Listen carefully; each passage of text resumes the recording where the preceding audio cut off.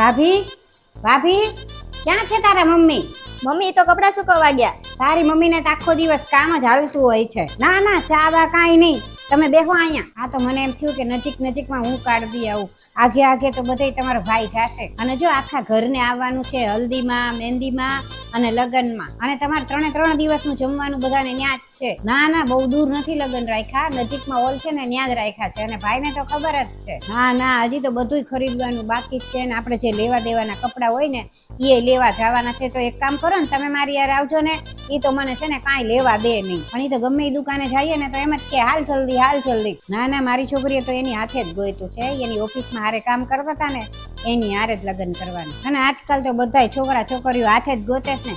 પણ અમને તો જમાઈ બહુ સારો મળ્યા છે અને એક કઈ આદત નથી, બસ અમારે તો ઈ જ જોતું હતું. અને આ તો સારું છે કે મેં 3-4 સેટ બનાવી રાખ્યા હતા, નહીતર અત્યારે તો સોનું કેટલું મોંઘું થઈ ગયું છે, કેમ લેવું? હાલો હું જાઉં. જો આ ફોન આવતો જ લાગે છે. ના ના એ બાજુવાળીને કીધું જ નથી, એ આખો દિવસ બધાની યાર ઝઘડા કર્યા કરે.